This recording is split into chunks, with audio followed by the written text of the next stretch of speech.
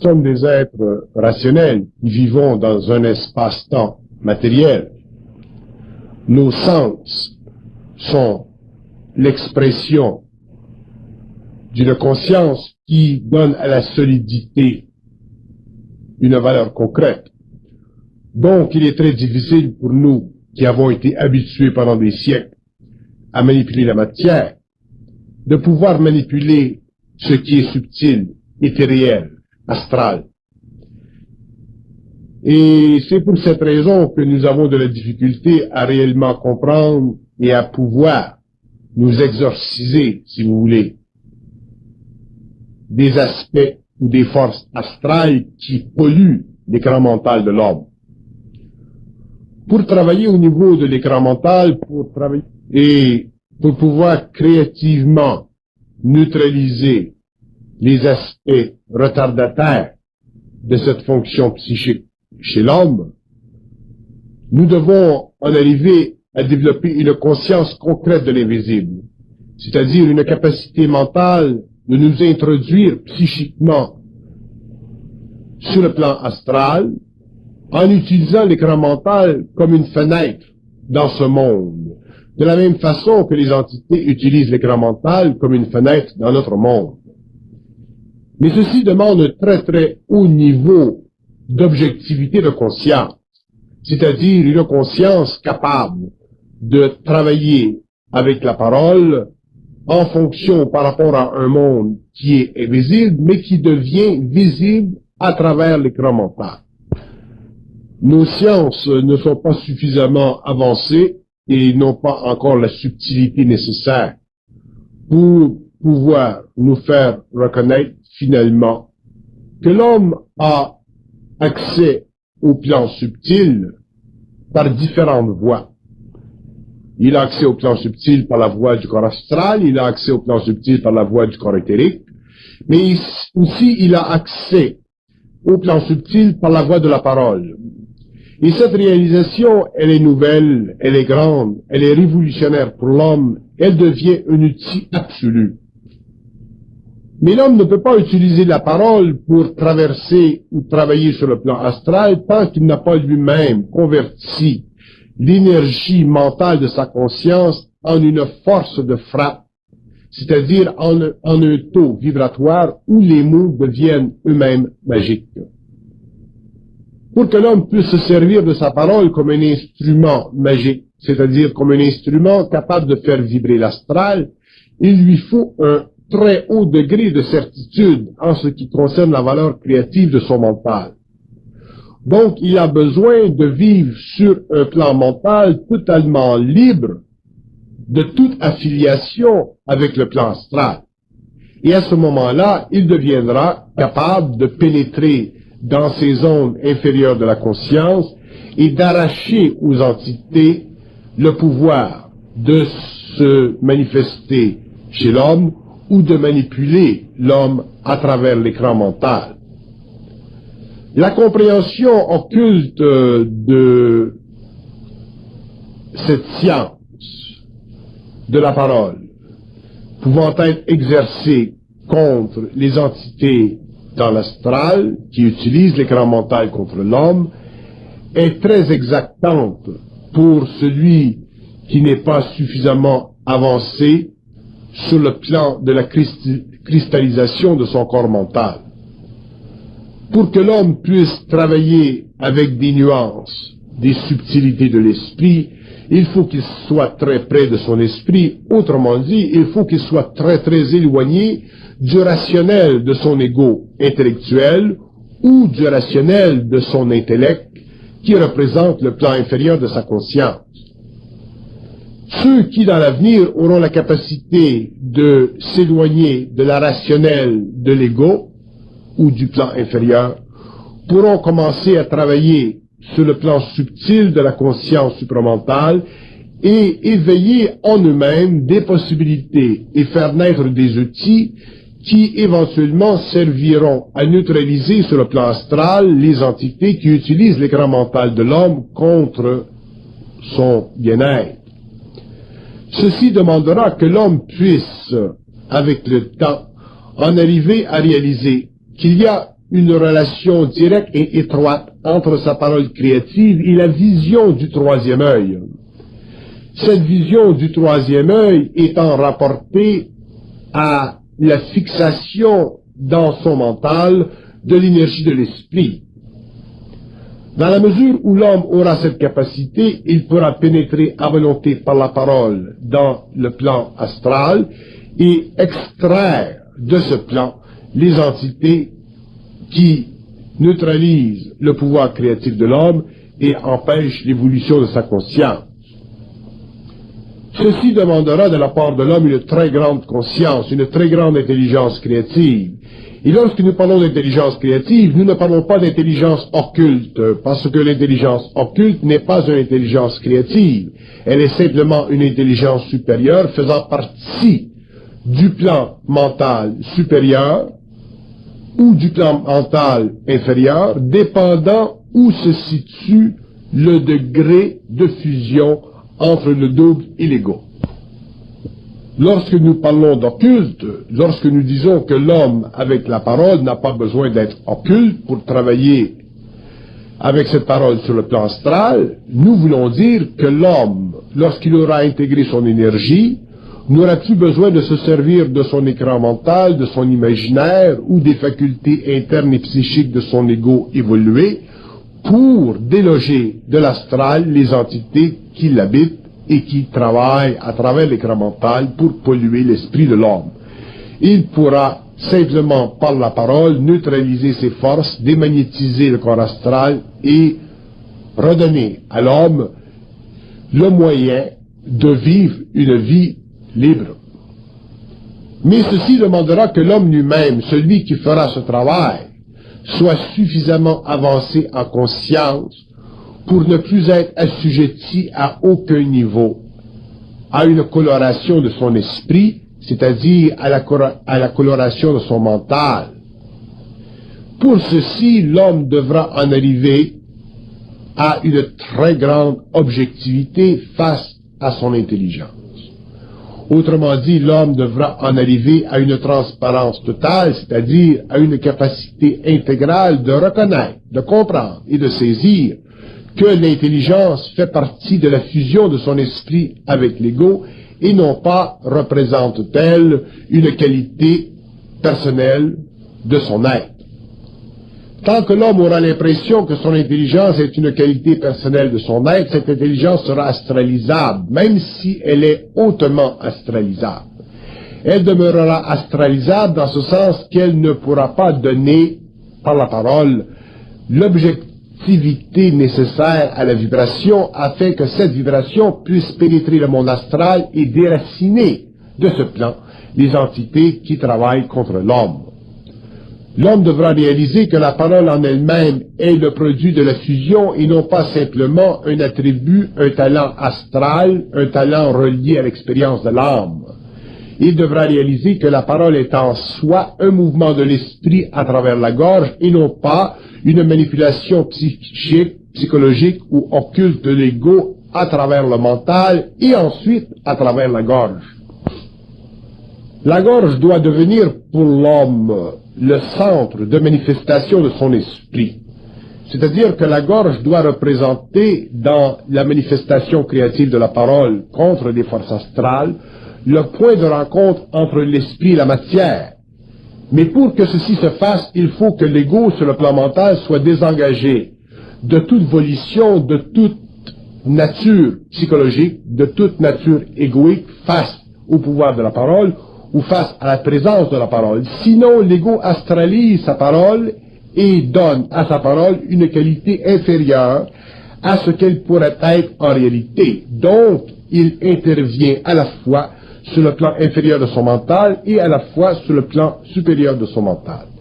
Et c'est cette intervention sur les deux plans à la fois qui donne à la parole une qualité vibrante, mais aussi une qualité égoïque. Avec l'évolution de la conscience, la cristallisation des centres, l'homme découvrira que la parole est une force en elle-même, elle est une vitalité en elle-même, elle est une vie en elle-même, et qu'elle supporte l'ego à tous les stages de son mouvement. Elle supporte l'ego à tous les stages de sa manifestation, de sorte que l'homme, sur le plan mental, émotionnel, vital et physique, bénéficie de sa parole lorsque celle-ci est totalement désengagée du plan mental inférieur. Autrement dit, lorsqu'elle est parfaitement fixée dans le centre de la gorge et qu'elle n'est pas colorée par un niveau quelconque de sa conscience astrale. Lorsque l'homme sera rendu à ce niveau-là, il deviendra un chirurgien de l'astral, c'est-à-dire qu'il aura la capacité de faire éclater l'astral à volonté, d'arrêter l'astral, de neutraliser l'astral, de convertir l'astral non pas en un ennemi, mais en un allié éventuel. L'homme aura la capacité d'aider les entités en astral, et en aidant les entités dans l'astral, il pourra aider et libérer l'homme de ces entités pour le moment. Ceci demandera une très grande conscience créative, c'est-à-dire une capacité de la parole de remplacer le mental inférieur. Lorsque la parole pourra remplacer le mental inférieur ne servira plus à l'homme et ce dernier sentira en lui une très grande transparence, c'est-à-dire une proximité très grande, très vaste avec l'esprit, donc une rencontre totale entre le double et l'ego. Et ceci lui permettra de finalement connaître et de reconnaître la synthèse de l'invisible et de la matière. Il sentira alors la fixation de l'esprit dans la matière et il pourra bénéficier dans la matière de l'esprit. À ce moment-là, l'homme, la parole de l'homme deviendra extrêmement créative et chirurgicale en ce qui concerne les entités astrales qui évoluent sur un plan qui depuis très longtemps a été en domination face ou par rapport à l'homme. L'homme pourra alors commencer à goûter de l'infinité du mental et aussi à goûter de l'infinité de la parole et il découvrira que la science infuse de l'esprit n'a rien à voir avec la mystification de l'ego.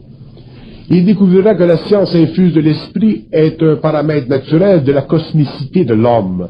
Il découvrira que la science de l'infuse de l'esprit est tellement présente dans l'homme, mais tellement retardée, qu'il est absolument non naturel à l'homme de ne pas savoir comment fonctionne l'invisible et de ne pas savoir comment traiter avec l'invisible lorsqu'il interfère avec l'évolution de l'humanité. C'est à partir de ce moment-là que de grands aspects de la conscience de l'homme et de grandes sciences psychologiques serviront à élever la conscience de l'homme et finalement à le libérer de son état d'otage qu'il fut ou qu'il représenta pendant l'évolution.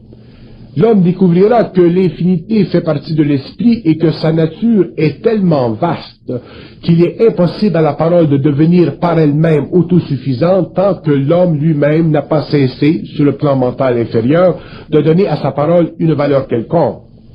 C'est en cessant de donner à sa parole une valeur quelconque que l'homme déastralisera cette parole et permettra finalement à l'esprit de s'en servir, c'est-à-dire de se fixer dans la gorge pour finalement pouvoir, à travers l'homme, canaliser son énergie vers la neutralisation des forces astrales qui psychiquement ont dominé l'homme pendant l'évolution. Ceci donnera naissance à une très grande science de la psychologie supramentale, c'est-à-dire une science qui pourra être exercée par des êtres à différents niveaux d'évolution, parce que cette science pourra être graduée ou dégraduée selon le besoin des hommes en évolution et aussi selon le niveau de conscience de ceux qui recevront cette science. Donc, cette psychologie supramentale ne sera pas ou ne demeurera pas une psychologie occulte ou occultée ou hermétique. Elle pourra aider à l'évolution de différents niveaux de psychologie parce qu'elle pourra expliquer les différents stages de l'évolution progressive de la psychologie humaine. De sorte que, à travers la psychologie supramentale, l'homme pourra comprendre la psychologie gestalt, il pourra comprendre la psychologie de Jung, il pourra comprendre la psychologie de Freud, il pourra donner à ces différentes psychologies leur place dans l'histoire et aussi leur valeur clinique, leur valeur d'étude en ce qui concerne les névroses de l'homme. Mais pour que l'homme en arrive à pouvoir faire la synthèse des psychologies, c'est-à-dire pour qu'il en arrive à pouvoir expliquer les limitations de chaque psychologie, et pour qu'il en arrive finalement à créer une psychologie universelle, il lui faudra posséder une parole totalement désengagée de la valeur astrale de son intelligence.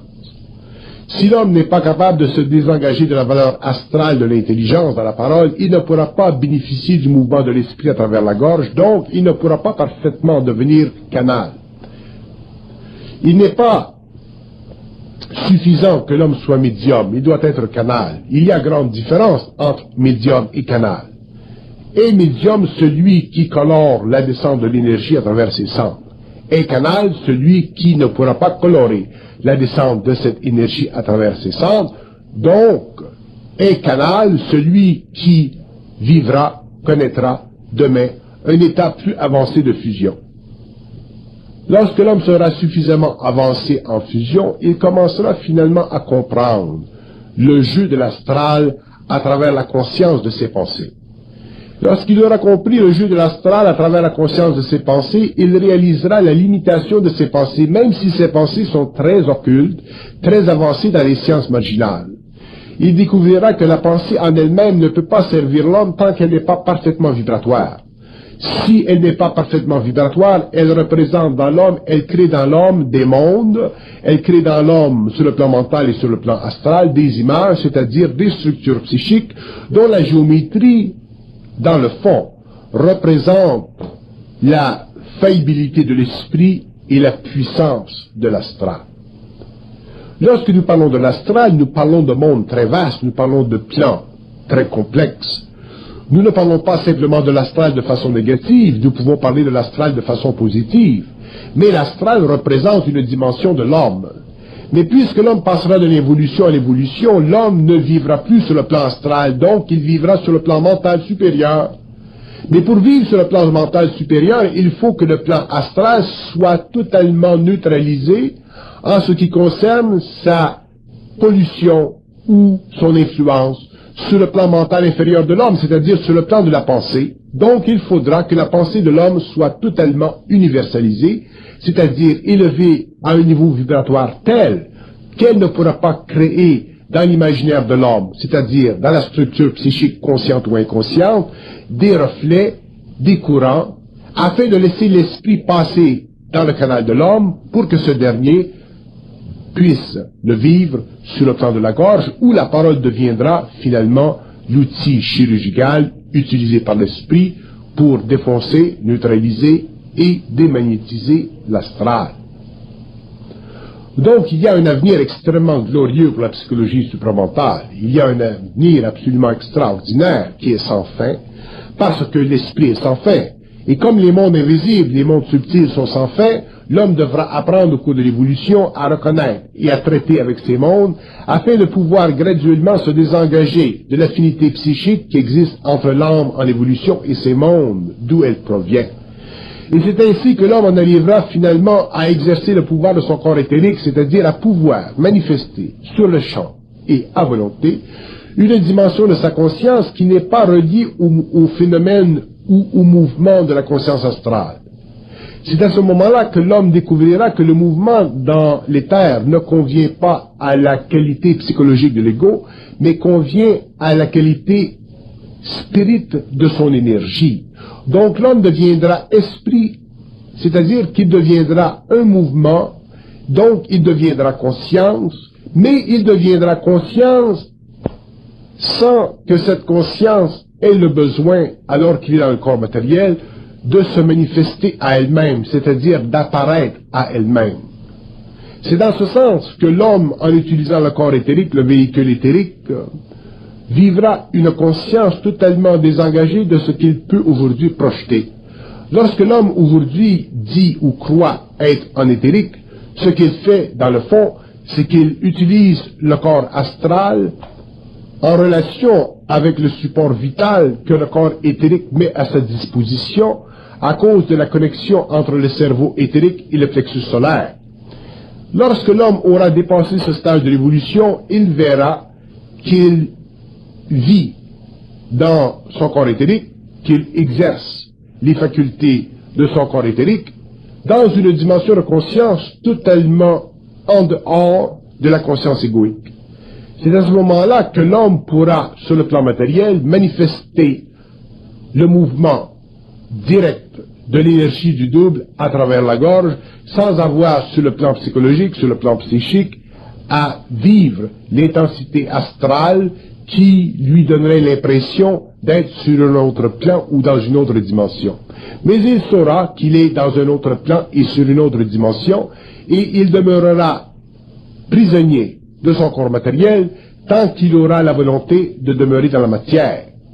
Lorsqu'il aura cessé du besoin d'être dans la matière, à ce moment-là, il sera totalement libre en éthérique et il pourra prendre conscience dans l'éthérique de la même façon qu'il avait conscience sur le plan matériel. Mais cette conscience sera éthérique et ne sera plus astrale.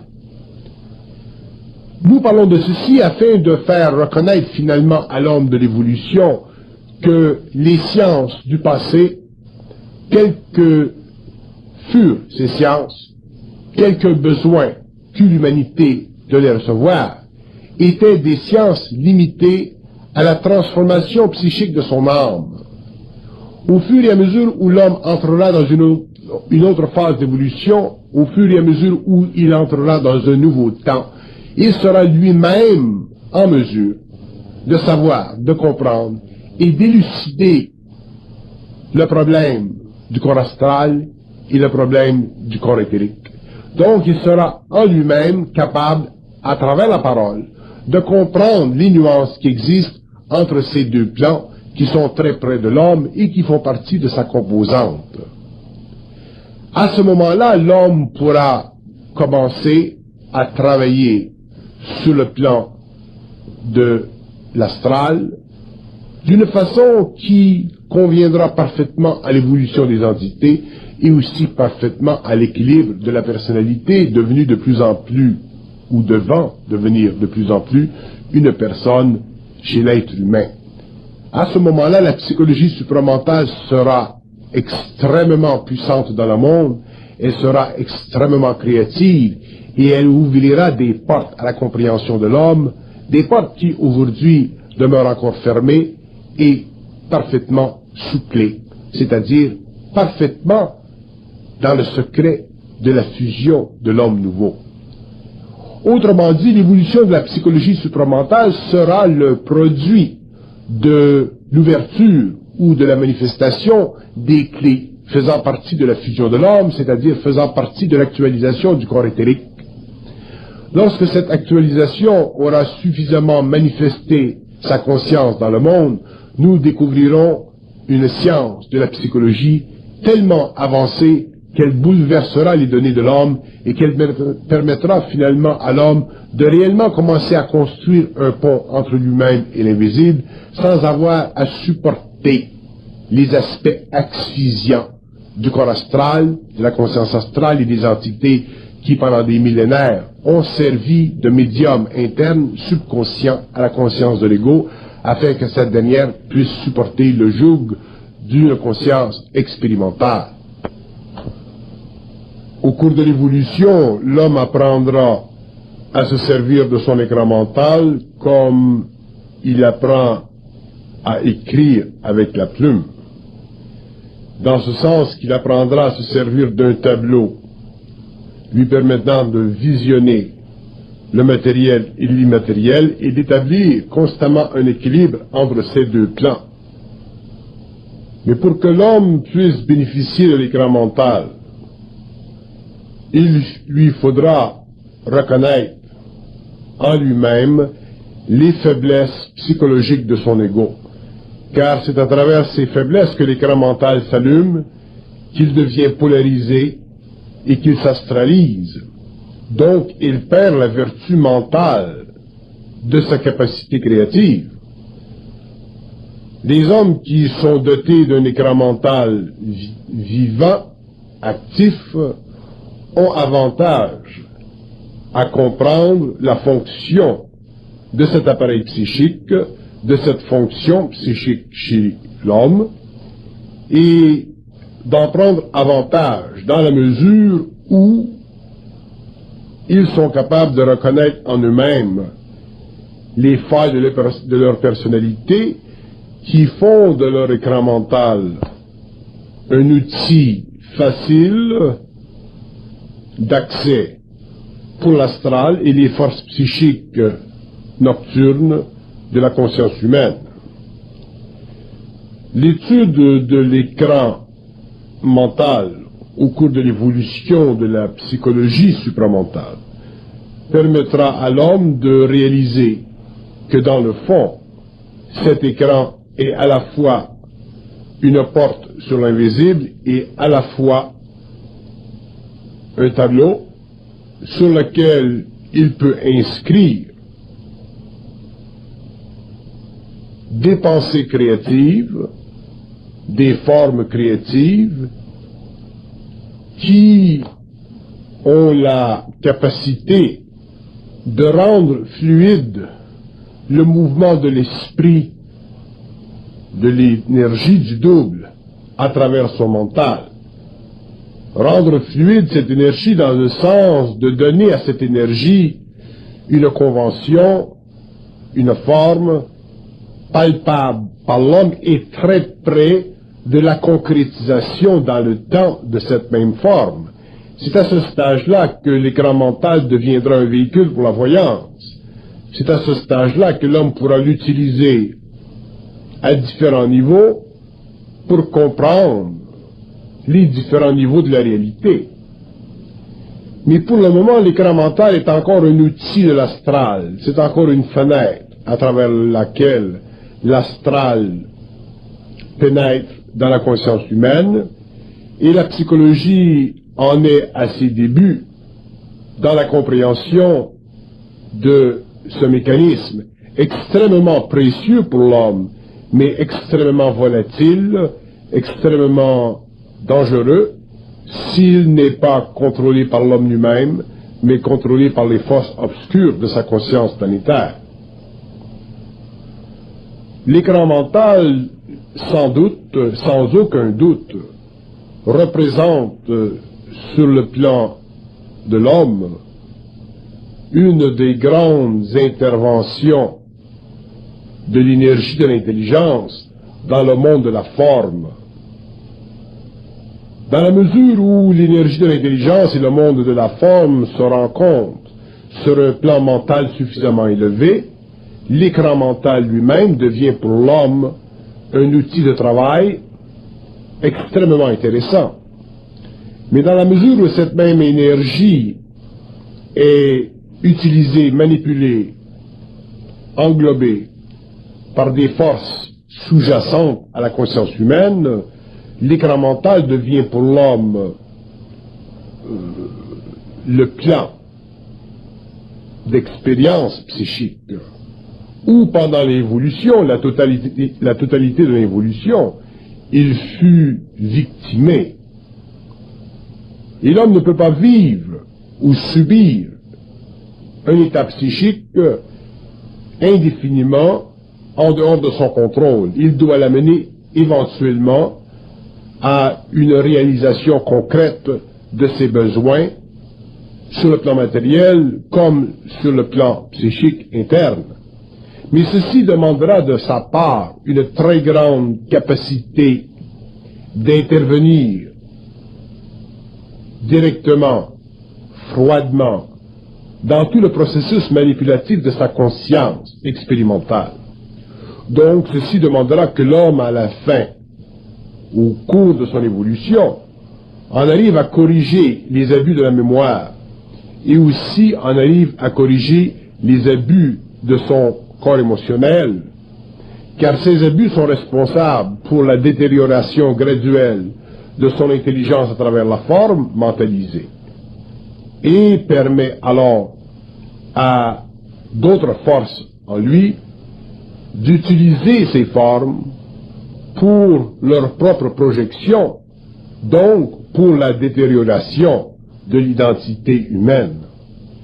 Les êtres qui souffrent d'aliénation ou qui souffrent de grands déséquilibres psychiques ou de grandes sensibilités intérieures sont en général extrêmement sensibles à leur écran mental, et même s'ils ne connaissent pas les lois psychiques derrière ce tableau, cet outil, cette partie d'eux-mêmes, ils en sont tout de même victimes, et ils en demeurent souvent victimes toute leur vie. Donc, le phénomène de l'écran mental, aussi étrange soit-il, pour l'homme moderne deviendra demain un nouveau terrain de reconnaissance. Il deviendra demain un nouvel espace psychique étudié de façon à ce qu'il donne et aussi de façon à ce qu'il rapporte à l'homme. Et toute aberration de l'écran mental sera corrigée parce qu'une science suffisamment éveillée à la réalité occulte de ce plan pourra donner à l'homme les outils nécessaires afin de démagnétiser le plan mental et de le remettre sous le contrôle de l'ego. Il est évident que l'écran mental tel que nous le vivons aujourd'hui est un aspect de notre conscience que nous subissons à différents degrés. Une partie de cet écran chez l'homme normal, chez l'homme suffisamment balancé, est utilisée pour la créativité et une autre partie est utilisée pour la souffrance, dépendant le stage dans sa vie où il doit vivre l'expérience de l'âme. Dans le cas où l'homme vit l'expérience de l'âme sur un plan positif, dans le cas par exemple où il utilise l'écran mental pour le travail, ce dernier lui donne accès à des inventions astrales servant à l'évolution de la civilisation. Dans le cas contraire où l'homme subit des tensions psychiques, des souffrances ou des déséquilibres dans sa vie personnelle, à ce moment-là, l'écran mental sert à créer en lui une absence d'identité, un déséquilibre psychique et une tendance à se voir diminuer graduellement à ses propres yeux. L'écran mental est superbe dans cette fonction. Il peut facilement être utilisé par l'astral pour amener l'homme à se voir plus petit qu'il est, plus inférieur qu'il est en réalité. Autrement dit, il peut très bien servir à diminuer l'homme. C'est pourquoi l'homme nouveau, qui prendra conscience des mécanismes subtils de l'écran mental et aussi des aspects occultes de la pensée, en arrivera à dépasser la petitesse que cet écran a tendance à créer en lui lorsqu'il souffre, et à l'amener finalement à dépasser cette impression pour prendre conscience de lui-même, c'est-à-dire pour reprendre le contrôle de son écran mental et finalement en arriver avec le temps à vivre des pensées réellement créatives qui ne seront plus colorées par l'écran mental, de la même façon que l'écran mental ne sera plus coloré par elle. Le mouvement qui existe entre la pensée humaine et l'écran mental est un mouvement qui est très très unifié, dans ce sens que la pensée et l'image sont en général extrêmement interreliés. Chez la personne qui est sensible, qui est débalancée, qui est névrotique, qui est aliénée, la pensée et l'écran mental représentent pour lui, pour cette personne, une qualité de plus en plus incertaine de sa véritable identité. Par contre, l'homme conscient qui a ou qui aura conscience de ses pensées, de l'origine de ses pensées, qui ne vivra plus la polarité de ses pensées, donc qui ne vivra plus l'abus de l'écran mental sur sa conscience, pourra en bénéficier et faire ressortir de cette fonction psychique des éléments créatifs servant finalement à lui donner sur le plan matériel comme sur le plan interne une capacité d'engendrer de plus en plus d'harmonie, de beauté, de créativité. Mais le prix sera grand chez certains êtres qui auront abusé de l'écran mental pour des raisons d'ignorance, de naïveté, de spiritualité, de mysticisme. plus nous avancerons dans l'évolution de la conscience supramentale, plus nous découvrirons les couches de la conscience humaine qui peuvent être violées par l'astral à travers l'écran mental. Donc plus nous réaliserons que dans les confins de la psychologie de l'homme, autrement dit dans les espaces internes de son psyché, il existe des forces, des royaumes, des plans des mondes qui ont comme fonction de se servir de l'homme, alors que c'est l'homme lui-même qui doit en définitive se servir d'eux. C'est dans ce sens que l'écran mental est à la fois un boni pour l'homme et à la fois une charge.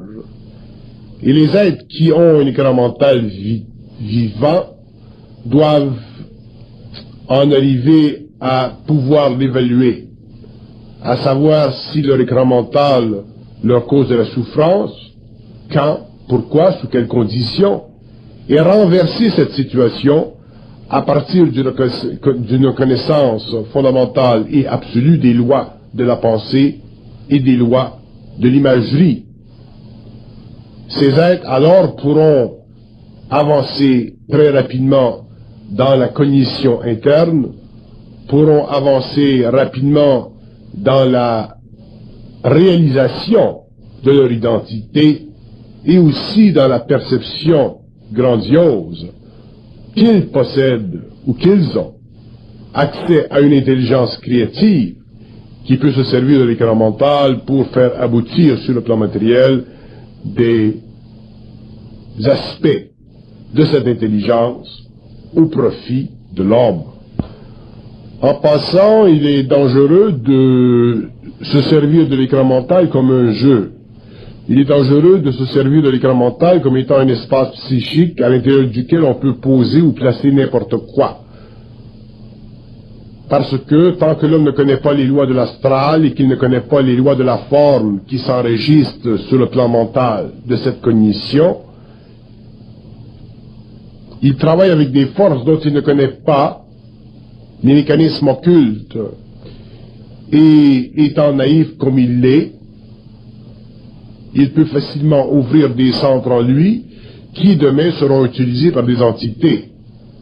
Il existe dans le monde aujourd'hui des tendances à créer dans l'écran mental des laboratoires, des ci, des ça, des conditions psychiques, des espaces psychiques où l'on travaille à faire telle chose ou telle chose. Mais comme les hommes ne réalisent pas et ne comprennent pas les lois du plan astral, comme l'homme ne réalise pas et ne comprend pas les mécanismes de l'écran mental en relation avec ses forces, il joue une partie très dangereuse. Et ce n'est pas pour rien que beaucoup de personnes qui ont commencé à travailler sur le plan occulte ou ésotérique de ce plan mental, de les trouver quelques années plus tard des êtres affaiblis en volonté, des êtres qui perdent le contrôle de leur personnalité, des êtres qui s'enfoncent graduellement dans une marginalité de plus en plus dangereuse, pour en venir un jour probablement à être forcés de réaliser qu'ils ont joué un jeu dangereux pendant des années et qu'il n'est pas bon pour l'homme de jouer avec son esprit. L'homme découvrira au cours de l'évolution que le rapport qui existe entre l'invisible et lui-même est un rapport de force, et que ce rapport de force doit être gagné par l'homme et jamais consenti à l'invisible. Donc, ceci demande que l'homme en arrive à réellement comprendre les lois occultes du mental, qu'il en arrive parfaitement à conscientiser son écran mental, c'est-à-dire à faire en sorte qu'il ne soit plus régi par les forces inférieures de son mental, mais exprimé par les forces créatives de son mental supérieur, où la lumière règne, et où il est sûr et certain d'engendrer dans son mental des énergies ou des forces qui conviennent parfaitement à l'équilibre entre lui-même et le double. Sinon, l'homme risque de polluer son esprit, il risque de magnétiser son corps astral, il risque de faire venir vers lui des entités, d'ouvrir ses centres d'énergie, pour éventuellement perdre le contrôle de sa personnalité et fermer à jamais la possibilité de passer de la personnalité à la personne. Jouer avec l'écran mental, jouer au laboratoire avec l'écran mental, c'est un peu comme jouer avec le Ouija board. Lorsque nous jouons avec cette planchette, nous attirons vers nous des entités, des forces psychiques que nous ne pouvons pas contrôler dans certains cas. Beaucoup de personnes ont perdu l'équilibre parce qu'ils ont joué avec ces jeux, ces soi-disant jeux. Mais l'homme ne réalise pas que ces jeux sont dangereux et qu'ils sont mis à la portée de l'humanité pour l'ouverture de ses centres psychiques afin de maintenir sur la terre le contrôle de l'astral sur la conscience de l'homme. Nous ne pouvons pas blâmer les compagnies qui produisent ces jeux parce que ces compagnies sont ignorantes de ce qu'elles font, mais nous devons rendre compte à l'homme, à la psychologie, aux psychiatres, aux gens qui s'intéressent à la psyché humaine, que ces jeux sont très dangereux. L'homme est suffisamment occulte en lui-même pour réaliser que l'occulte est vaste, qu'il est grand, et que pour le contrôler, pour en avoir contrôle total, pour pouvoir travailler et œuvrer en relation avec lui, il faut être mentalement très centrique, c'est-à-dire très balancé dans l'émotionnel et le mental inférieur. À ce moment-là, ce que l'homme utilise pour son travail, ce que l'homme utilise pour la conversion de son énergie en action créative est d'un autre ordre et il n'a plus besoin de se rapporter à des activités qui sont sanctionnées par l'astral au profit de l'astral et contre le besoin ou le bénéfice de l'humanité.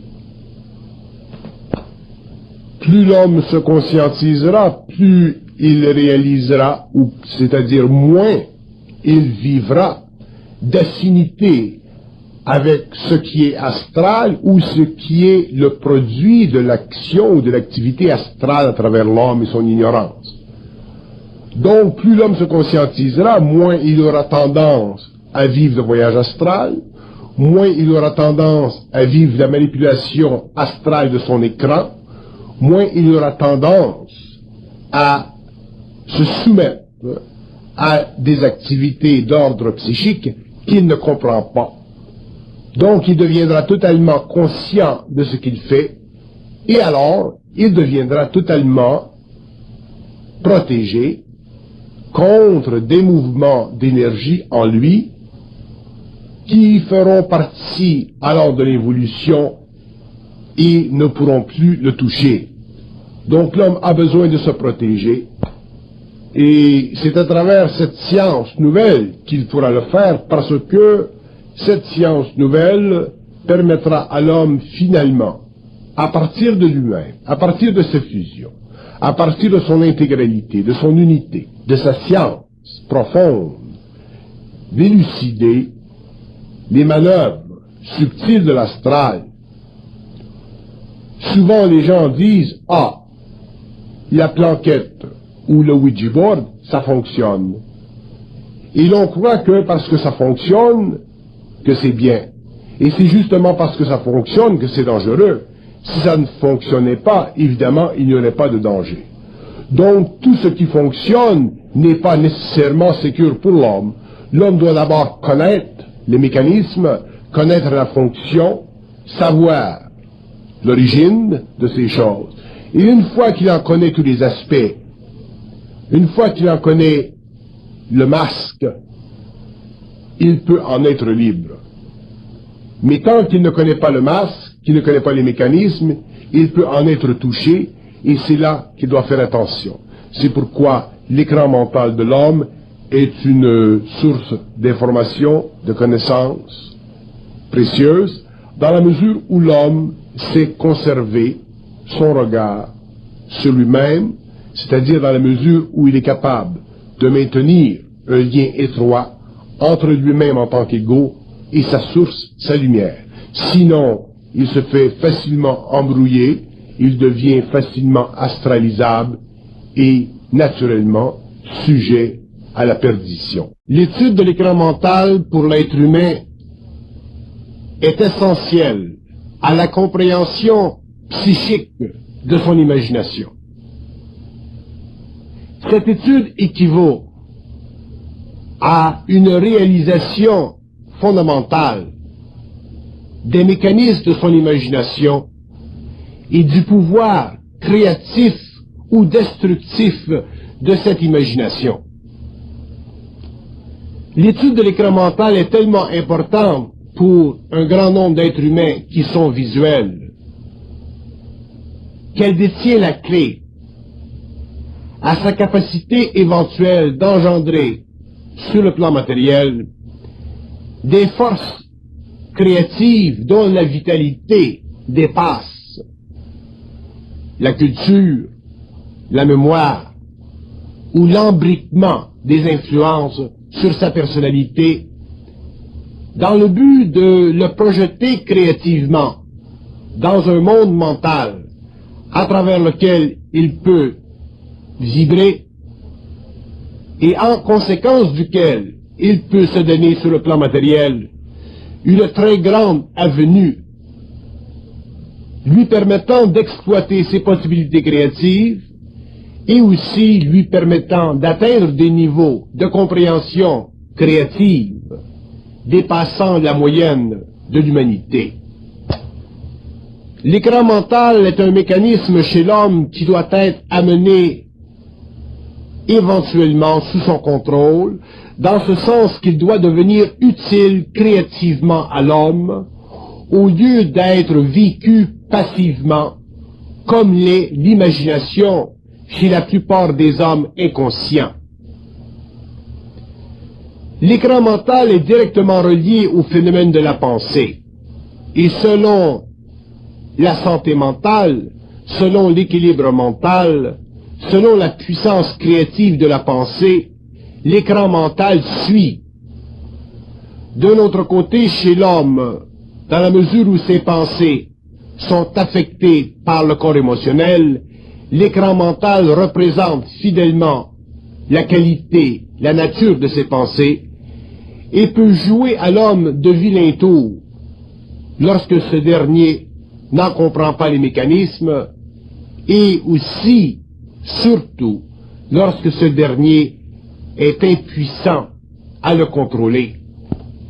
L'écran mental est une véritable force chez l'homme, mais il représente une force qui est facilement polarisable.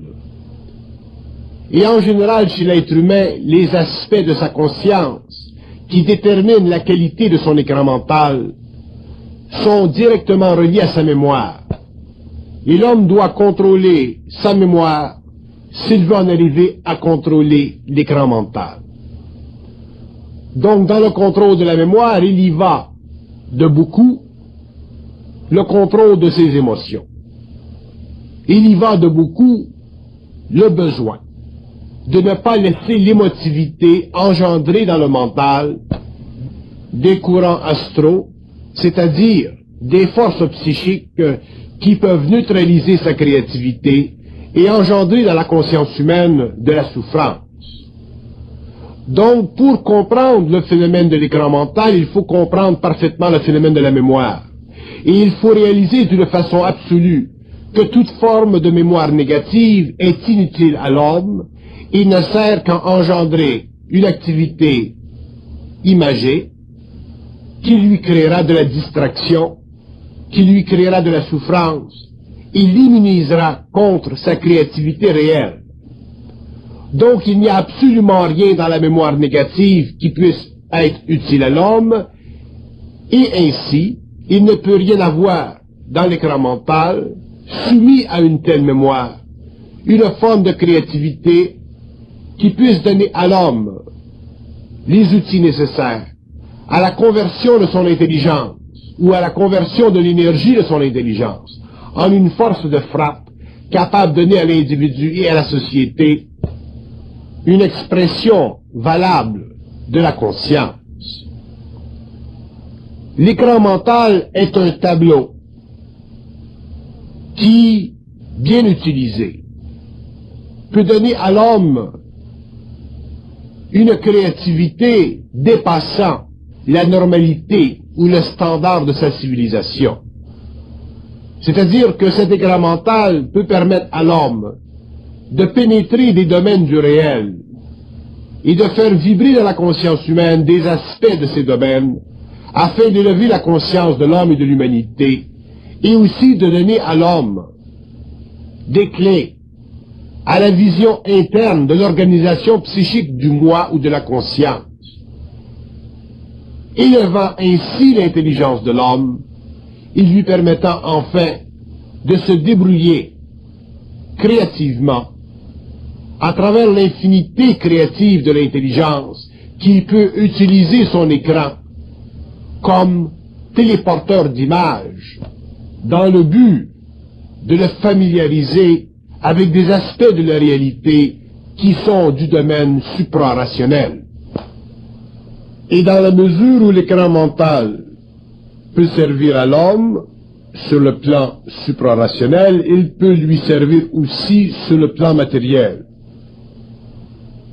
Mais pour que l'écran mental soit parfaitement ajusté à la conscience créative de l'homme, il lui faut être en contrôle de ses pensées.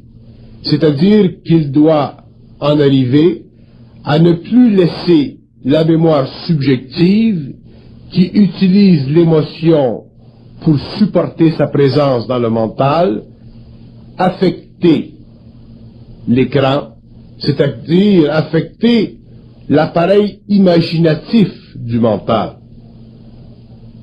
Autant l'écran mental est un outil pouvant servir l'homme, autant il est un outil pouvant servir les forces astrales. Et cet outil, ultimement, doit servir les forces mentales de l'homme, c'est-à-dire son intelligence, c'est-à-dire son être, et la totale composition de ses principes. L'évolution de l'écran mental fait partie de l'évolution de la conscience.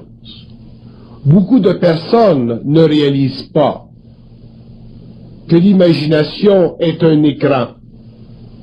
Beaucoup de personnes ne réalisent pas que l'imagination est un écran qui évolue selon la conscience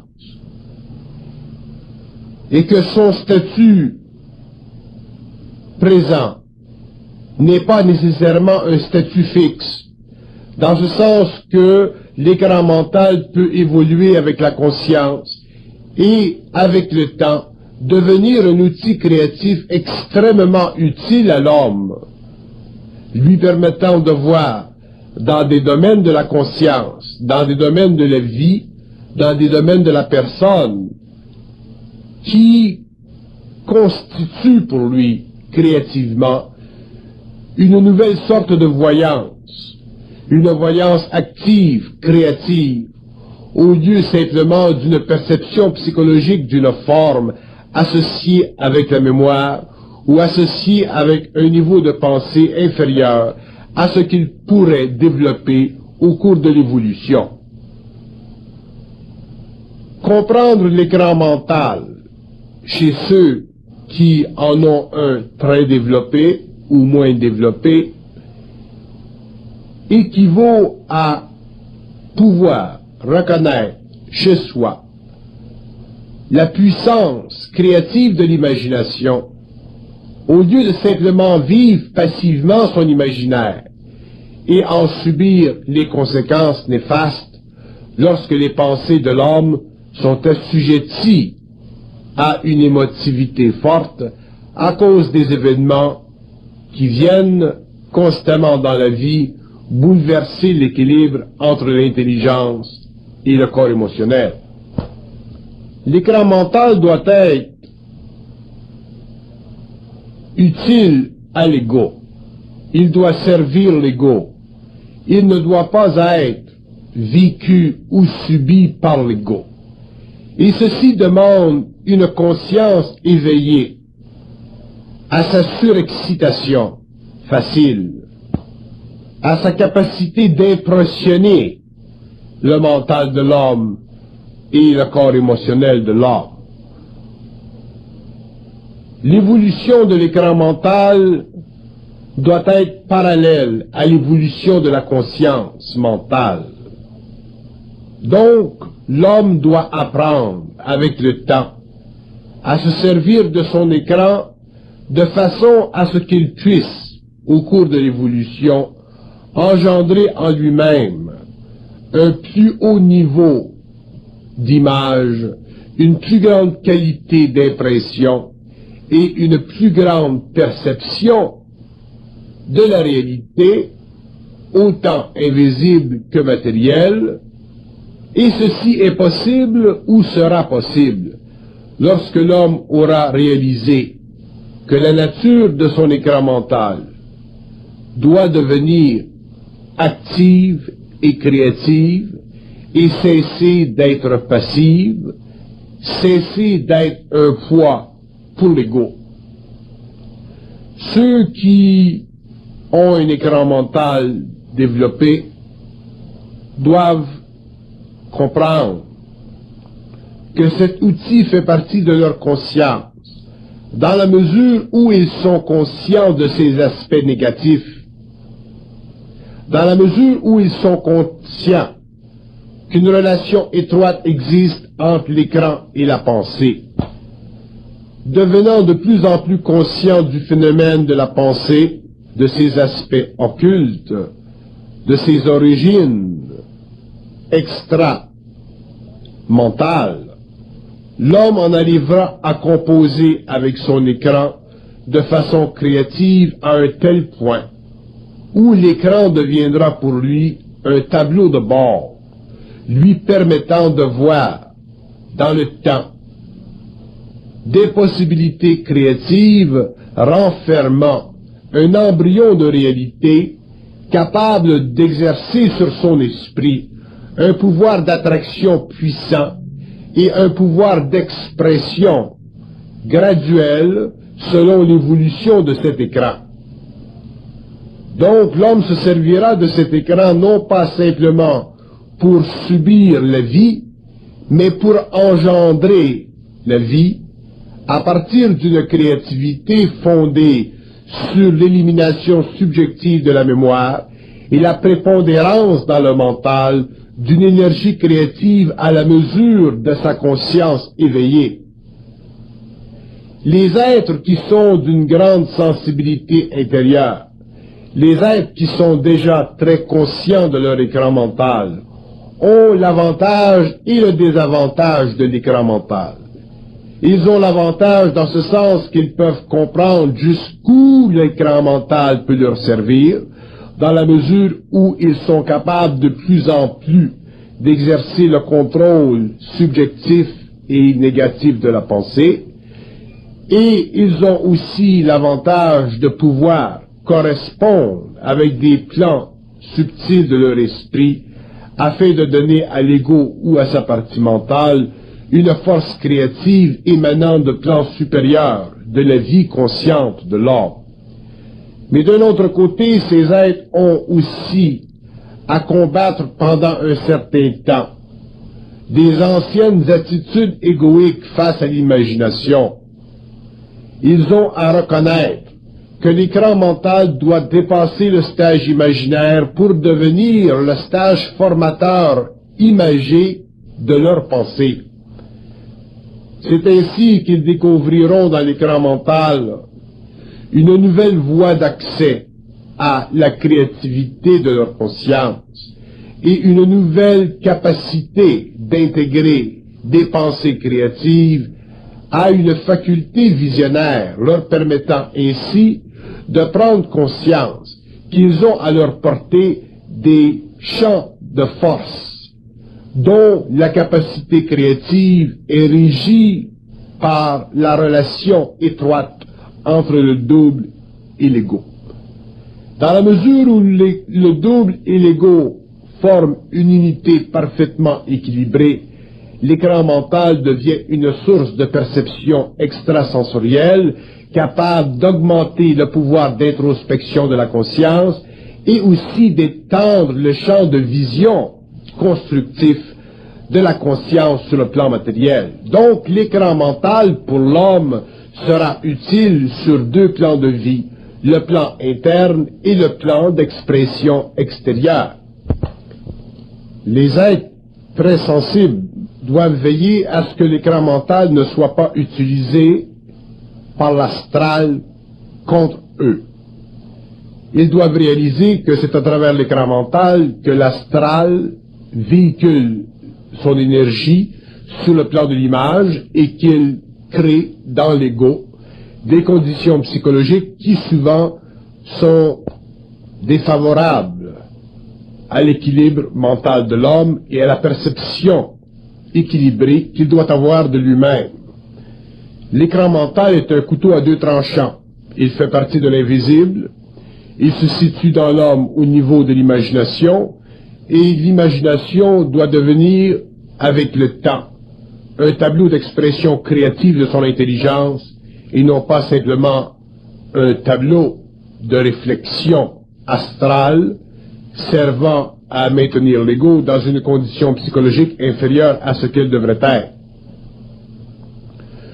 Plus l'écran mental sera utilisé créativement par l'homme, plus ce dernier se sentira désengagé sur le plan créatif, c'est-à-dire plus il aura conscience, finalement, d'avoir atteint un certain niveau de centricité mentale où la puissance créative de son intelligence deviendra instantanée et capable de lui donner sur le plan matériel, autant que sur le plan interne, un équilibre de vie à la mesure de ses besoins internes et extérieurs. L'écran mental doit servir l'homme intérieurement et extérieurement. Tant que l'homme n'a pas réalisé l'importance de se créer un ordre à toute épreuve sur le plan matériel, l'écran mental servira à le déséquilibrer intérieurement afin de maintenir le désordre dans sa vie. Donc, il y va de la part de l'homme d'exercer beaucoup de volonté sur le plan matériel et d'objectiver sa vie afin de libérer l'écran mental de l'imagination et de s'en servir d'une façon totalement créative au lieu de réflexive. L'écran mental ne doit pas être un substitut pour la conscience humaine. Il doit être une addition, un outil utilisé par l'ego et servant à lui donner de plus en plus d'expansion créative. Tant que l'homme n'aura pas compris la nature et les mécanismes de l'écran mental, il sera asservi à ce dernier. Et son asservissement passera du plan psychologique au plan occulte, de sorte que l'homme ne pourra pas sentir que son écran mental est une affiliation créative de son intelligence. Il le vivra plutôt comme une dimension inférieure de lui-même, non fixée dans sa conscience créative et pouvant, sous toutes sortes de prétextes, servir à l'astralisation de sa conscience. L'écran mental est un outil qui doit, avec le temps, servir l'homme. C'est un outil qui doit l'aider à comprendre sa vie sur le plan matériel et à l'organiser. Et c'est un outil aussi qui lui permet de prendre conscience d'aspects subtils de son mental créatif. Mais si l'homme n'est pas suffisamment éveillé à la manipulation astrale à travers son écran mental, il perdra contact avec son intelligence créative et il souffrira à différents niveaux de l'abus de pouvoir contre lui. Et cet abus de pouvoir peut aller très loin. Il peut mener même à l'insanité et même au suicide. C'est à travers l'écran mental que les forces astrales sont les plus actives chez l'homme. Parce que cet écran est à la fois image et à la fois communication, dans la mesure où l'homme possède un écran mental très vital, très vivant, très ouvert, possiblement à l'astral, il doit réaliser qu'une nette compréhension de ces mécanismes est essentielle afin de le libérer d'un outil qui ne le sert pas, mais qui sert d'autres forces en lui. Donc, si nous considérons l'écran mental comme un couteau à deux tranchants, nous verrons jusqu'à quel point il peut devenir créatif et jusqu'à quel point il peut demeurer destructif ou retardataire. C'est dans les mains de l'homme. Maintenant que l'homme a une science plus avancée de l'invisible astral à travers cet écran, maintenant que l'homme a une compréhension plus précise des mécanismes occultes du mental, de la pensée, de l'image, il peut facilement en arriver à dépolariser cet écran afin de se redonner une grande liberté créative et aussi une capacité de voyance qui éventuellement le servira personnellement et servira les autres autour de lui. Le plus grand danger de l'homme face à l'écran mental, c'est son inhabilité ou son ignorance en ce qui concerne l'aspect purement astral de cette énergie. Ce n'est pas parce que l'écran mental est un aspect astral de l'homme qu'il est en lui-même fautif, mais c'est parce que l'écran mental sert les forces astrales dans l'homme qu'il devient un couteau à deux tranchants. Si l'homme l'utilise de façon créative, si l'homme est extrêmement éveillé à la manipulation psychique de son mental, à ce moment-là, l'écran deviendra un outil merveilleux et avec le temps, il pourra s'en servir à des niveaux qui dépassent aujourd'hui son imagination.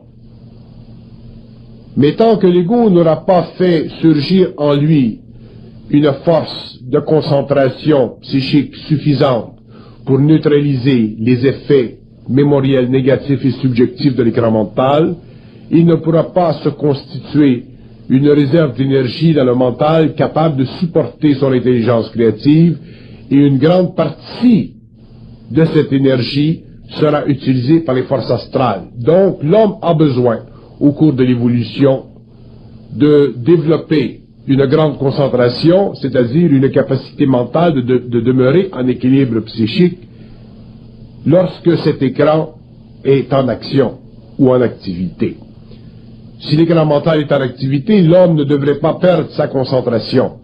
L'écran devrait simplement lui servir de tableau afin de voir ou de percevoir des aspects internes ou extérieurs de lui-même d'une façon claire, nette et précise. L'écran mental doit dépasser le stage de la subjectivité de la conscience pour en arriver à un stage d'objective représentation de la conscience. C'est à ce moment-là qu'il deviendra pour l'homme un outil créatif servant non pas simplement l'individu, mais aussi la société. L'être humain est naïf, l'être humain n'a pas encore réalisé les lois de la psychologie, il n'a pas réalisé encore parfaitement les lois du mental et de l'émotion, il commence à comprendre un peu les lois de la pensée, mais il a beaucoup à reconnaître au niveau de l'écran mental, dans ce sens qu'il a besoin, avec le temps, d'assainir l'image qui lui vient. Et il ne pourra l'assainir à cette image que lorsqu'il aura réellement compris la valeur subjective de ses pensées et le besoin de ne pas s'y attacher. À partir de ce moment-là, l'écran mental deviendra de plus en plus net, clair, déastralisé, et il deviendra une fonction créative du mental supérieur, au lieu d'être une fonction malfaisante, destructive, retardataire, du mental inférieur qui est allié à l'astral à cause des mémoires de l'homme et de l'humanité, c'est-à-dire à cause du subconscient. Si nous parlons de l'écran mental, nous devons prendre en considération les forces du subconscient, mais ces forces font partie de l'activité mentale inférieure de l'homme. elles ne font pas partie de l'activité des forces supérieures du mental humain. Donc, dans la mesure où l'homme vit sur un plan mental supérieur, il n'est plus affecté par les courants obscurs de la pensée imaginaire de l'humanité, c'est-à-dire la mémoire consciente ou subconsciente de l'humanité. À ce moment-là, il se dégage des courants astraux qui servent à manipuler son écran et à faire de lui un outil pour le passage d'informations nuisibles à l'équilibre de sa personnalité et éventuellement à la centricité de sa personne. L'écran mental, en tant que tableau psychique de la conscience humaine, doit être dépolarisé, c'est-à-dire que toute valeur émotive rattachée à l'image doit être niée psychiquement par l'homme, c'est-à-dire doit être neutralisée par un mental volontaire, c'est-à-dire un mental capable de s'élever au-dessus de la valeur émotive de la forme, afin de libérer l'écran mental de tous les aspects imaginaires de son activité et remplacer ce dernier par un tableau créatif utile à sa conscience et ultimement utile à l'ego.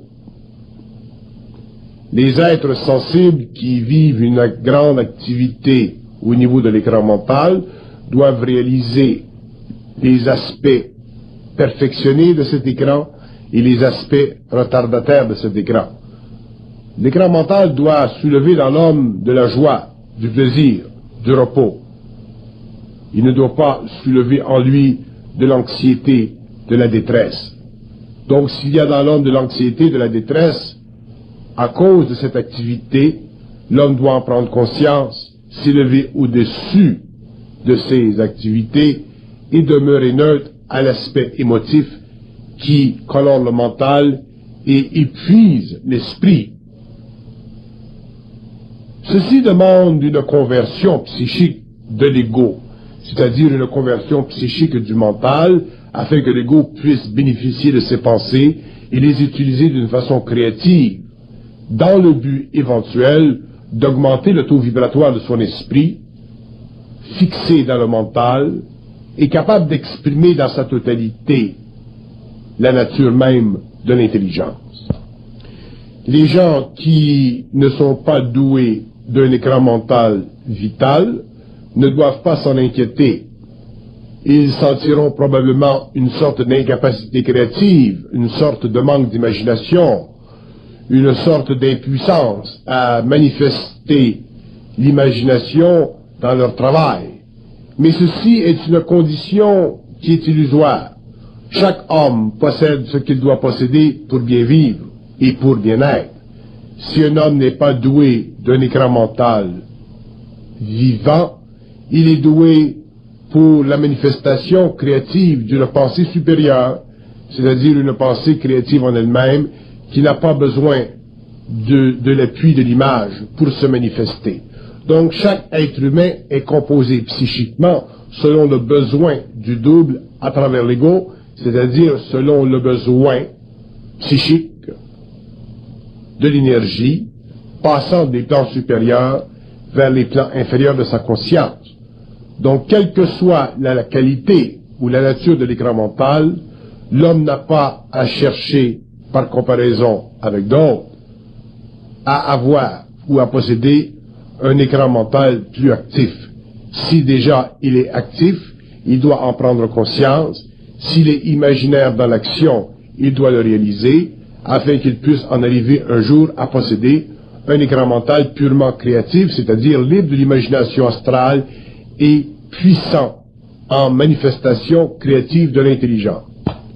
Il viendra le temps, au cours de l'évolution de la psychologie humaine, où l'étude psychique de l'écran mental servira à rééquilibrer les souffrances mentales et émotives de l'homme. Une science viendra où l'homme conscientisé, conscient des mécanismes de l'écran mental, pourra se servir de ce dernier afin de démagnétiser le mental humain et de libérer la personne des aspects retardataires de cette activité imaginaire ou astrale. Lorsque nous parlons de l'imaginaire, nous ne voulons pas dire que l'imaginaire est une illusion. L'imaginaire est une dimension, une qualité de l'écran mental. Mais l'imaginaire en lui-même, qu'il soit occulte ou qu'il soit purement de l'ordre réflectif, ne peut pas servir l'homme.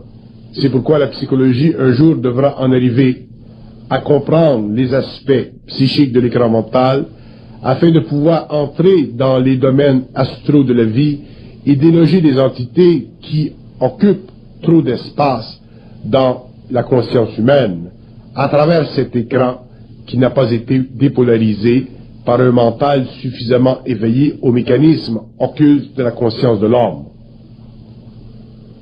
C'est à travers l'écran mental que l'insanité se situe. C'est à travers l'écran mental que les entités activent leur énergie au détriment de l'être humain. Donc, cet aspect de la conscience est extrêmement vital pour l'homme. Cet aspect de l'énergie en image devient pour l'homme un point de rencontre avec lui-même ou un point de rencontre avec des entités qui sont une fausse représentation de sa réalité. Donc il est essentiel pour l'être humain de bien connaître, de bien comprendre les mécanismes de l'écran mental afin de pouvoir développer la psychologie créative de son être. Si l'homme se refuse de convenir à une réalité psychique de l'être par rapport à l'écran mental et qu'il continue à perpétuer sa relation avec cet aspect de lui-même qui convient parfaitement aux entités dans l'astral, il est évident que l'homme perdra de plus en plus de volonté, car à travers l'écran mental, les entités peuvent faire miroiter des images dans la conscience de l'homme qui pulvérisent sa volonté et neutralisent en potentiel le développement de son identité. Il est toujours à l'avantage des entités astrales de se servir de l'écran mental d'une personne extrêmement sensible dans le corps astral. C'est pourquoi d'ailleurs les gens qui sont très très sensibles astralement sont des êtres qui, dans le fond, vivent ou possèdent un corps astral débalancé. Débalancé dans ce sens que ce corps astral peut être facilement utilisé par les forces des entités en lui, sans que l'homme s'en rende compte. Et lorsque le corps astral est utilisé par les entités, la manifestation de cette activité se véhicule à travers l'écran mental, parce que l'écran mental, c'est la fenêtre des entités dans l'esprit de l'homme. C'est à travers l'écran mental que les entités peuvent manipuler l'être humain et lui faire croire, lui faire sentir, lui faire percevoir des aspects de sa réalité qui ne conviennent pas parfaitement à sa conscience. Si l'homme manque moindrement de maturité, moindrement de science, moindrement de conscience, il peut être facilement affecté et grandement influencé par ses forces et éventuellement en arriver à des états d'esprit qui ne conviennent plus à sa réalité. Il y a une relation étroite entre le développement de la psychologie supramentale dans l'avenir et la compréhension des mécanismes astraux de l'écran. Nous pouvons dire qu'éventuellement l'homme pourra guérir d'autres hommes à partir de la compréhension des mécanismes de l'écran mental, dans ce sens que l'homme pourra interpeller avec grande facilité les entités qui se cachent derrière l'image et les faire apparaître dans l'image afin que l'individu malade puisse reconnaître les divagations, les aberrations de son propre psychisme. Mais ceci demandera des gens, des psychologues, des psychiatres, des gens avisés dans la science occulte de l'écran, c'est-à-dire dans la science mentale de l'intelligence, qui se situe au-dessus de l'écran, au-delà de l'écran, et qui peut parfaitement le comprendre sans que le thérapeute futur ou l'individu dans l'avenir soit conditionné, manipulé par les entités qui se servent de l'image pour confronter l'homme à une réalité psychologique qui n'est pas la sienne. Mais nous devons étudier pendant très longtemps les mécanismes astraux de l'écran mental avant d'en arriver à pouvoir nous-mêmes, individuellement et créativement, stabiliser cet écran chez l'homme pour lui permettre finalement de l'utiliser d'une façon créative. Nous avons attendu un certain temps avant de parler de l'écran mental pour deux raisons. La première étant que l'homme devait d'abord commencer à comprendre le mécanisme de la pensée, et ensuite, la deuxième, pour lui permettre de réaliser jusqu'à quel point la pensée pouvait, au niveau de l'écran mental, apaiser ses énergies et le rendre graduellement de plus en plus assujetti à son imaginaire. Maintenant que l'homme en évolution est suffisamment avancé dans la conscience de l'esprit, l'écran mental et ses mécanismes, sa nature, sa fonction, peut être expliqué afin que l'être puisse finalement prendre le contrôle de sa vie imagée et se donner sur le plan de l'esprit une nouvelle fonction, se créer un nouvel outil qui demain le servira dans la transformation graduelle de son énergie mentale en action créative. L'écran mental est un domaine de la conscience qui fait partie des mondes parallèles. Il est connexe avec l'âme, il est connexe avec les plans astraux, et il sert aussi de planche d'expérience pour l'homme, à travers ce que nous appelons l'imagination. Mais l'homme conscient demain n'aura plus d'imagination, il sera simplement créatif. La différence entre l'imagination et la créativité est celle-ci. L'imagination est une fonction créative de l'écran mental permettant à l'homme de vivre certaines expériences en fonction des besoins qu'a son âme d'expérimenter certaines expériences sur le plan matériel. Alors que la créativité est une fonction mentale supérieure de l'esprit à travers l'ego, qui canalise cette énergie en se servant de l'écran mental comme point de départ de la conversion de l'énergie en image, c'est-à-dire comme point de départ servant à fixer dans la matière, éventuellement, une image de sa volonté créative. Donc l'homme pourra en arriver finalement à se servir de son écran mental avec de plus en plus de justesse, avec de plus en plus de clairvoyance. Il viendra le moment dans la vie de l'homme où il sera capable de concevoir des semaines, des mois, des années d'avance, des actions qui dans le temps deviendront l'expression créative et concrète de ce que l'écran mental avait pu démontrer à l'homme auparavant. Donc l'homme aura ou jouira d'une voyance créative, c'est-à-dire d'une capacité d'utiliser le plan astral de sa conscience sans être affecté par les courants astraux ou les entités qui habitent ce plan. Ceci demandera une très grande conversion de l'énergie mentale de l'homme. Ceci demandera un arrêt total au processus imaginaire. Et lorsque l'homme perdra sa capacité imaginaire, il sentira en lui un affaiblissement de sa fonction créative, mais ceci sera une illusion. Ce sera un état temporaire, parce que l'homme doit passer du stade de l'imagination au stade de la fonction créative. C'est pour cette raison que l'homme, au cours de l'évolution de sa conscience supramentale, aura l'impression pendant un certain temps qu'il est moins intelligent qu'auparavant. Et ce n'est pas le fait qu'il sera moins intelligent qu'auparavant, c'est simplement le fait que auparavant, il utilisait l'imagination pour fonctionner, alors que demain, il devra utiliser la force créative de son mental supérieur.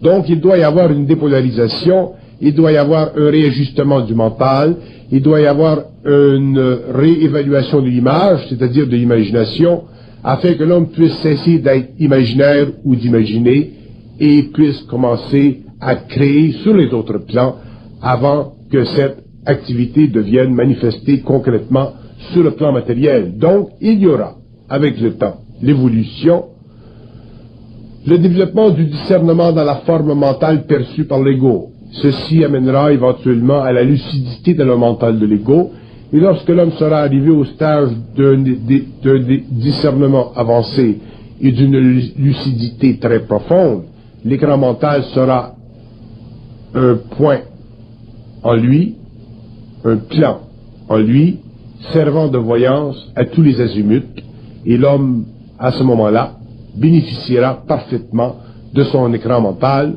au lieu d'en subir la flagellation comme ce fut le cas pendant l'évolution. L'écran mental est une force chez l'homme, une force qui peut être très destructive. Les gens qui vivent l'aliénation mentale ou les gens qui vivent certains affaisements de l'esprit seront les premiers à vous dire que leur imagination est extrêmement fertile, que leur imagination même n'est plus sous leur contrôle. Donc, l'écran mental peut être un outil ou un aspect de la conscience de l'homme extrêmement dangereuse. Et qu'est-ce qui déséquilibre l'écran mental chez l'homme? C'est son activité émotive. C'est à cause de l'émotion qui crée entre l'ego et le mental inférieur une couche d'énergie astrale qui est l'écran mental non élevé en conscience. Donc, dans la mesure où l'homme vit des mémoires négatives, il appauvrit la conscience de l'ego. Graduellement, il perd de la confiance en lui-même. Et il vient un point où la confiance en lui-même est tellement diminuée que les entités peuvent même se servir de l'écran mental pour actualiser dans la conscience de l'homme des aspects qui éventuellement se retourneront contre lui et l'amèneront à la déchéance totale. Donc l'homme doit apprendre à reconnaître la visualisation interne, il doit apprendre à la comprendre, il doit apprendre à en discerner les effets, les influences et surtout les mouvements subtils qui cherchent à cacher à son intelligence la nature de l'activité. L'homme doit savoir, l'homme doit comprendre parfaitement ce qui se passe dans son cerveau. Il doit être en mesure de reconnaître ce qui est intelligent et ce qui ne l'est pas. Mais s'il n'est pas conscient du fait que l'écran mental est un couteau à deux tranchants, il ne pourra pas passer de l'involution de sa conscience à l'évolution de sa conscience. Il demeurera un être programmé, et avec le temps, les forces astrales en lui s'actualiseront de plus en plus, et il perdra conscience de son entièreté, de sa totalité, en tant qu'être pensant et en tant qu'être créatif. L'écran mental peut facilement diviser l'entité humaine. Et lorsque l'écran mental divise l'entité humaine à un stage très avancé, à ce moment-là, nous faisons l'expérience, sur le plan psychologique, d'une division de personnalité, d'un état schizophrénique, c'est-à-dire d'un état mental où l'homme n'est plus capable de reconnaître ou de vivre l'unité de son être. Donc il devient partagé entre l'écran mental qui sert à l'actualisation des forces psychiques et astrales, donc il devient possédé astralement, et sur le plan de l'ego, avec le temps, il perd toute contenance et il passe d'un état réel à un état irréel, et ce mouvement pendulaire peut durer pendant des années jusqu'à ce que l'homme en arrive finalement à perdre totalement contrôle sur lui-même et à devenir possédé. Le phénomène de la possession se fait toujours à travers l'écran mental. C'est à travers l'écran mental que les entités peuvent le plus posséder l'homme, parce que c'est à travers ce tableau imaginaire qu'ils sont capables de projeter dans son esprit des images qui ne conviennent pas à sa réalité, mais qui conviennent aux influences qu'elle perpétue dans le monde ou dans le psyché humain inconscient et ignorant des lois occultes du mental. Donc nous avons tous avantage à comprendre, à savoir, à mesurer, à évaluer où nous nous situons face à notre écran mental. Est-ce qu'il est sain? Est-ce qu'il nous donne de la joie, de la paix, de l'équilibre? Ou est-ce qu'il nous déséquilibre? Est-ce qu'il nous crée constamment des embûches? Et si l'écran mental est négatif ou retardataire, c'est à nous de savoir, de comprendre qu'il est directement relié à nos pensées, que nos pensées sont directement reliées à la coloration astrale de notre mental, et qu'il invite l'homme, avec le temps, à une pollution psychique, c'est-à-dire à une manipulation de plus en plus présente de l'astral dans sa conscience. Ceci est une situation extrêmement désavantageuse, situation qui peut devenir extrêmement dangereuse.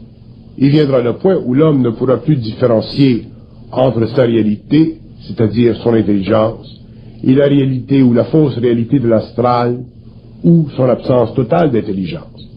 Il deviendra alors possédé, il deviendra alors un être secondaire, il n'aura plus de volonté, sa personnalité sera de plus en plus asphyxiée, et il sera très loin d'atteindre le stage de l'évolution supramentale qui veut que l'homme en arrive un jour à une identité totale, c'est-à-dire au plein développement de sa personne. Avec le temps, nous irons plus loin dans l'étude de la conscience mentale imagée, c'est-à-dire de l'écran mental, mais pour le moment, nous nous limitons à arrondir le problème, à en dévoiler certains aspects, afin que l'homme devienne plus conscient de cet écran. Avec le temps, nous pourrons étudier en profondeur ces mécanismes, en faire ressortir des lois, des principes, afin qu'ils puissent plus tard être utilisés dans le cadre de l'expression créative de la psychologie supramentale sur le plan matériel.